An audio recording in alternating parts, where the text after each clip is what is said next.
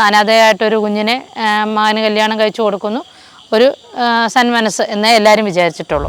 ഒരു പുരുഷനാണ് ചെല്ലുന്നതെങ്കിൽ ഉടനെ പറയും അവരെ പീഡിപ്പിക്കാൻ ചെന്നോ അങ്ങനെയുള്ള രീതിയിലൊക്കെ സംസാരം ഉള്ളത് കൊണ്ടാണ് ഇത്രയും നാൾ, അതായത് നിങ്ങൾ ചിന്തിക്കും എന്തുകൊണ്ടാണ് ഇത്രയും നാളും ഈ പ്രദേശവാസികൾ ഇവർക്ക് മേലെ ഒരു കംപ്ലൈൻറ്റ് പറയാൻ പലയിടത്തും അവർ പരാതി പറഞ്ഞിട്ടുണ്ട്. എങ്കിലും ഈ ഒരു നാണക്കേട് അല്ലെങ്കിൽ അഭിമാനം നശിക്കാതിരിക്കാൻ വേണ്ടി അതുകൊണ്ടാണ് അവരാരും പരാതിയായിട്ട് വരാതിരുന്നത്. എൻ്റെ പേര് ശാന്തി കെ കുട്ടൻ. ഞാൻ നിലവിൽ ഈ വാർഡിൻ്റെ മെമ്പറാണ്.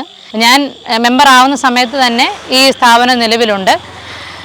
ഒരു ജനപ്രതിനിധി എന്ന നിലയിലും അവിടെ കുഞ്ഞുങ്ങളും അമ്മമാരും ഒക്കെ താമസിക്കുന്ന ഒരു അനാഥാലയം എന്ന പേരിൽ എല്ലാവർക്കും ഉള്ളതുപോലെ തന്നെ ഒരു സഹതാപം എനിക്കും ഉണ്ടായിരുന്നു.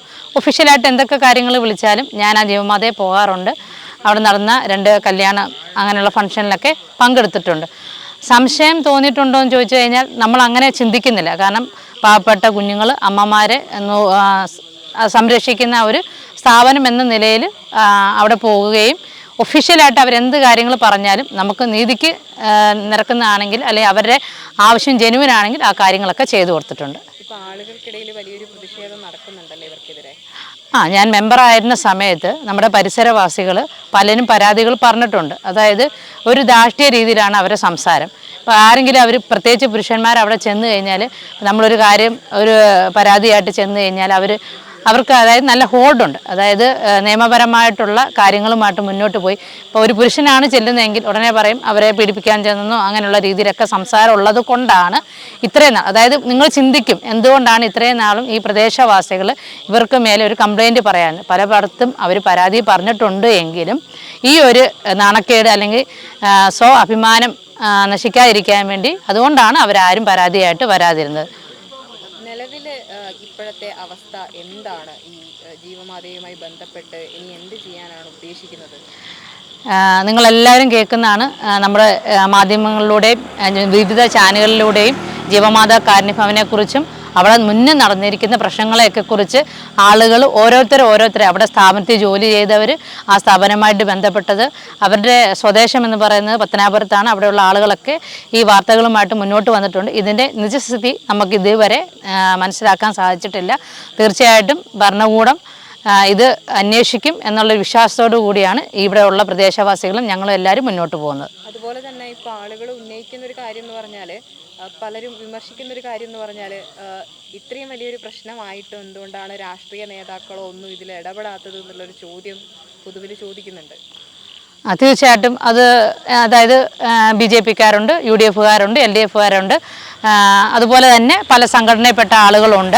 പക്ഷേ ഈ കാര്യം ഇപ്പോൾ കുറച്ച് ദിവസങ്ങളായിട്ടാണ് ചാനലുകൾ വഴിയും അല്ലെങ്കിൽ മാധ്യമപ്രവർത്തനങ്ങൾ വഴി വരുന്നത്. ആളുകൾ ഇതിനെക്കുറിച്ച് തീരുമാനങ്ങൾ എടുക്കുന്നുണ്ട്.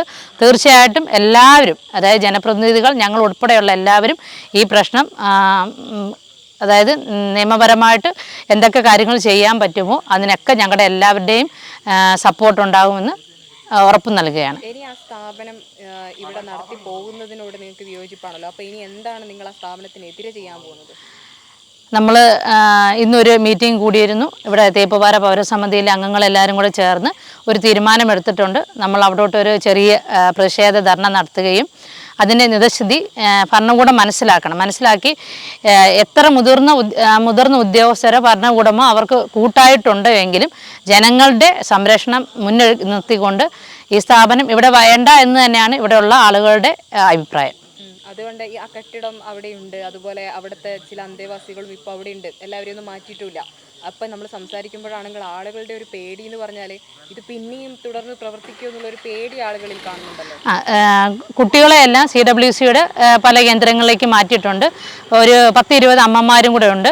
തീർച്ചയായിട്ടും ഞങ്ങൾക്ക് പറയാനുള്ളത് ആ അമ്മമാരെയും കൂടി ആ സ്ഥാപനത്തിൽ നിന്ന് രക്ഷിക്കുക എന്നാണ് പറയാനുള്ളത്. ആ സ്ഥാപനത്തിൽ നിന്ന് രക്ഷിച്ച് അവരെയും ഒരു തണലുണ്ടാക്കി കൊടുത്ത് അവരെ മാറ്റി സ്ഥാപിക്കണം. ആ സ്ഥാപനം, അതായത് ഇവിടെ 100 വീടുകളുണ്ടെങ്കിൽ 100 വീട്ടുകാരും അതിനെതിരാണ്. അപ്പോൾ ആ സ്ഥാപനം തുടർന്ന് പ്രവർത്തിക്കുന്നതിനോട് ആർക്കും താല്പര്യമില്ല. ഇപ്പം അവർ വന്നിരിക്കുന്നത് വേറെ സ്ഥലത്തു നിന്നാണ് ഇങ്ങോട്ടേക്ക് വന്നത്. തോപ്പുംപാറ ഞങ്ങൾ നോക്കുമ്പോൾ ഒരു ഉൾഗ്രാമമാണ്. എന്തുകൊണ്ടായിരിക്കും അവർ ഇങ്ങനെ ഒരു സ്ഥാപനം നടത്താൻ ഈ ഒരു ഗ്രാമം തിരഞ്ഞെടുത്തിട്ടുണ്ടാവുക? അതിനെക്കുറിച്ച് കൃത്യമായിട്ട് എനിക്ക് പറയാനായിട്ട് പറ്റത്തില്ല. ഇവിടെ ഈ തേപ്പുപാറ ജംഗ്ഷനിൽ തന്നെയായിരുന്നു അവർ ആദ്യം ഒരു സ്ഥലം കണ്ടെത്തിയിരുന്നത്. പിന്നീട് അവർ കുറച്ച് സ്ഥലം അവിടോട്ട് മേടിച്ചു. അതിൻ്റെ തൊട്ട് ഫ്രണ്ടിൽ കുറച്ച് സ്ഥലം ഉണ്ടായിരുന്നു. ആ വസ്തു ഉടമയായിട്ട് ചെറിയ തർക്കങ്ങളൊക്കെ ഉണ്ടായി. അപ്പോൾ എല്ലാത്തിനും ഇവർ കാണുന്നത് ഇവർക്ക് ഹോൾഡ് ഉണ്ടല്ലോ. അപ്പോൾ ആ തർക്കത്തിൻ്റെ ഇടയ്ക്ക് അവർ പിന്നീട് രക്ഷയില്ലാന്ന് കണ്ടപ്പോൾ ഉടമസ്ഥൻ തന്നെ, അതായത് അവരുടെ കെട്ടിടത്തിന് തൊട്ട് മുന്നിൽ നമുക്കൊരു സ്ഥലം വേണ്ട എന്നുള്ള രീതിയിൽ തന്നെ അവർ ആ സ്ഥലം അവർക്ക് കൊടുത്തു. ആ സ്ഥലം അതിന് ശേഷമാണ് കുഞ്ഞുങ്ങൾക്ക് സെപ്പറേറ്റ്, അമ്മമാർക്ക് സെപ്പറേറ്റ്, ഇവർക്ക് അതായത് ആ കുടുംബത്തിൽ അവർ ദയാഗിരിജ, അവരുടെ മകള്, ഭർത്താവ്, മകന്, ഇപ്പോഴാണ് മകൻ കല്യാണം കഴിച്ച് അവരെല്ലാവരും താമസിക്കുന്നത്. വ്യക്തിപരമായിട്ട് ഗിരിജയെ അറിയാമോ മെമ്പർക്ക്? കാരണം ഇല്ല, ഞാൻ പോവും. നമ്മൾ ഒഫീഷ്യലായിട്ട് എന്തിനാണോ പോകുന്നത് ആ കാര്യം സംസാരിച്ച് തിരിച്ചു വരും. എങ്ങനെയാണ് അവർ പെരുമാറാറ്?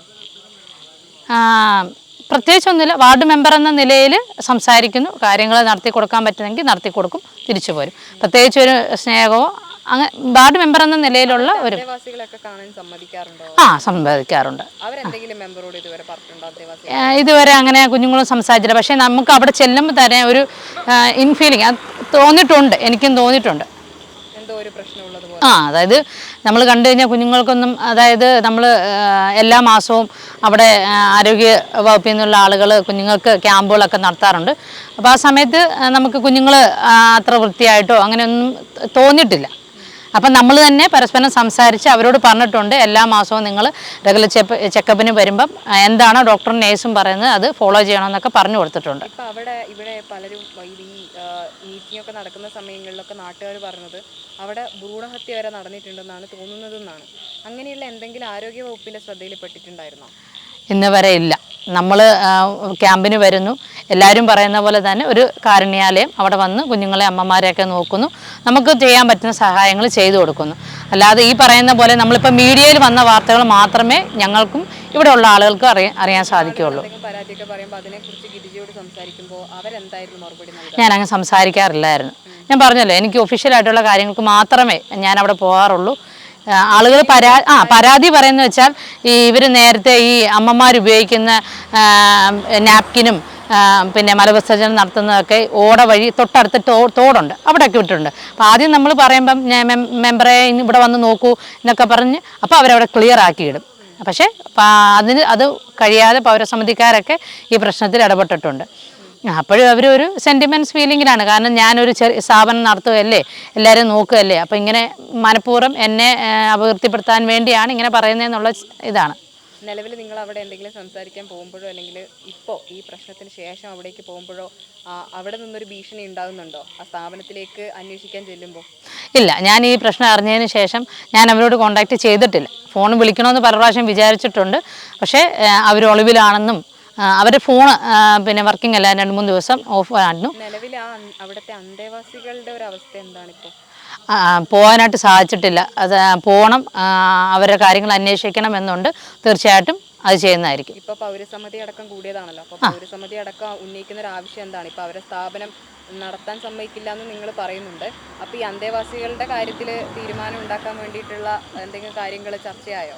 ഇത്രയും കാര്യങ്ങൾ മോശമായിട്ട് നടക്കുമ്പോൾ തീർച്ചയായിട്ടും ഈ പ്രദേശവാസികൾ അങ്ങനെ ഒരു സ്ഥാപനം അവിടെ മുന്നോട്ട് കൊണ്ടുപോകാൻ സമ്മതിക്കത്തില്ല. പക്ഷേ നമ്മൾ ഈ പറയുന്ന പോലെ നമ്മൾ സമരം നടത്തുമ്പോൾ ഭരണകൂടവും പോലീസും ഒക്കെ ഉണ്ടാവും. അപ്പോൾ നമ്മൾ ഈ കാര്യം ഉന്നയിക്കണം. അപ്പോൾ നമ്മൾ കൊടുക്കുന്ന അപേക്ഷയിലും ഈ കാര്യം ഉന്നയിക്കണം. അമ്മമാരെ തീർച്ചയായിട്ടും അവിടെ നിന്ന് മാറ്റിയേ പറ്റത്തുള്ളൂ. ഇങ്ങനൊരു സ്ഥാപനം നമുക്കവിടെ ആവശ്യമില്ല. പെൺകുട്ടികളൊക്കെ അവിടെ പീഡിപ്പിക്കപ്പെട്ടു എന്നൊക്കെ പരാതികൾ ഉയരുന്നുണ്ട്. അതിനെതിരെ ഒരു അന്വേഷണമൊക്കെ ഉണ്ടാകാൻ സാധ്യതയുണ്ടാവുമോ? അതുമായി ബന്ധപ്പെട്ട് എന്താണ്? ഇപ്പോൾ DNA ടെസ്റ്റിനൊക്കെ അയച്ചിട്ടുണ്ടെന്നാണല്ലോ പറഞ്ഞിരിക്കുന്നത്. അപ്പോൾ ഉറപ്പായിട്ടും അതിൻ്റെ റിസൾട്ടുമൊക്കെ ഈ പറയുന്ന പോലെ മീഡിയയിലും പൊതുമാധ്യമങ്ങളിലും കൂടെ ഉണ്ടാവുമെന്ന് പ്രതീക്ഷിക്കുന്നു. ആ സമയത്തൊന്നും ഈ കല്യാണത്തിൽ ഒരു അസ്വാഭാവികത ഇവിടെ ആർക്കും ഫീൽ ചെയ്തിട്ടുണ്ടായിരുന്നു? ഇല്ല. അതായത് അനാഥയായിട്ടൊരു കുഞ്ഞിനെ മകന് കല്യാണം കഴിച്ചു കൊടുക്കുന്നു, ഒരു സന്മനസ് എന്നേ എല്ലാവരും വിചാരിച്ചിട്ടുള്ളൂ. ചതി ആരും പ്രതീക്ഷിച്ചിരുന്നു? ഇല്ല.